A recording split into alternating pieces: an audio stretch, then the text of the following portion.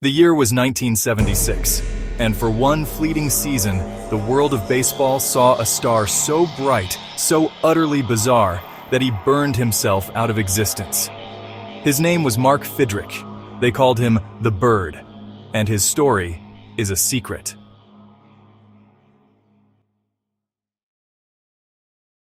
Imagine a rookie, a raw, gangly kid. He talks to the baseball, he manicures the pitcher's mound with his bare hands. He high-fives his teammates after every out, even from the dugout. He's a phenomenon, a superstar, and he's electric. In 1976, Mark Fidrych was more than a pitcher. He was an event.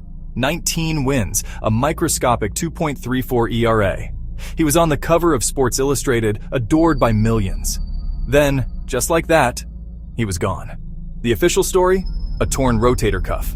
A common injury, especially for pitchers, but common doesn't explain the complete disappearance.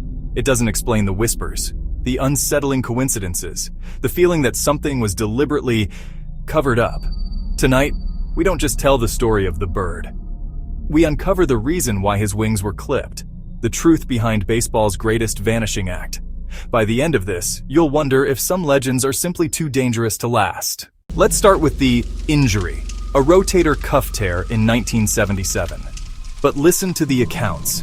Teammates recalled a peculiar change in Fidrych's demeanor before the injury was officially diagnosed. A quietness, a sudden aversion to crowds. He wasn't just physically hurt. Something deeper was affecting him.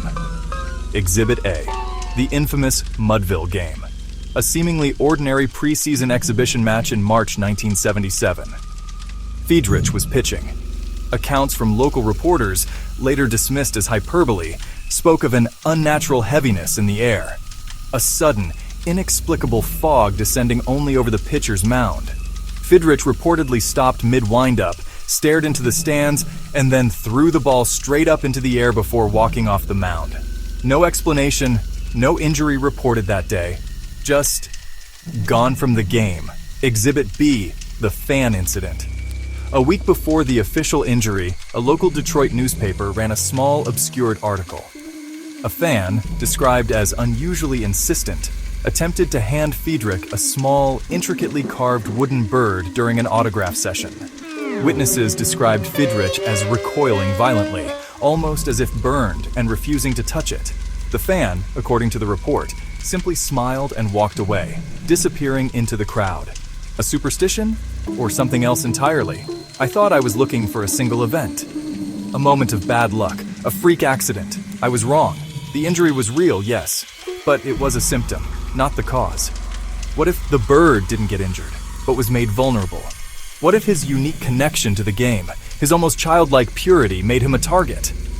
Not for money, not for fame, but for something far older. Something that saw his unconventional spirit as a threat to the established order. The real story isn't about a bad pitch. It's about a bad presence. The truth lies in the lore, in the ancient superstitions that predate baseball itself. Cultures across the globe have legends of spirits tethered to specific places, specific objects. And in baseball, no place is more sacred, more charged with energy than the pitcher's mound. Mark Fidrych's peculiar habit wasn't just an act. He spent minutes before every inning, meticulously smoothing the mound with his hands, talking to it. He believed it was his friend. But what if he wasn't talking to it? What if he was talking about it? We found an obscure 1930 S-era almanac for groundskeepers, published by a now-defunct regional press. It warned of foul earth beneath certain hallowed grounds. It described a presence that feeds on ambition, on light. And it detailed a specific ritual for binding such entities. A ritual that involved burying a carved effigy, a bird, at the center of the mound. The fan wasn't giving Fidrych a gift. He was delivering a curse, a specific ancient curse, designed to sever the connection between the pitcher and the power of the mound. The injury wasn't a tear, it was a disconnection, a spiritual severing. And the reason they didn't want the story told? Because it revealed a deeper, darker truth about the very grounds our heroes play on. Some places hold more than history. They hold entities. They dismissed him as quirky, as a flash in the pan. But perhaps he saw something others couldn't. Perhaps his eccentricities were a shield, a ritual against a darkness that eventually found its way through. The files on foul earth are scarce, deliberately suppressed.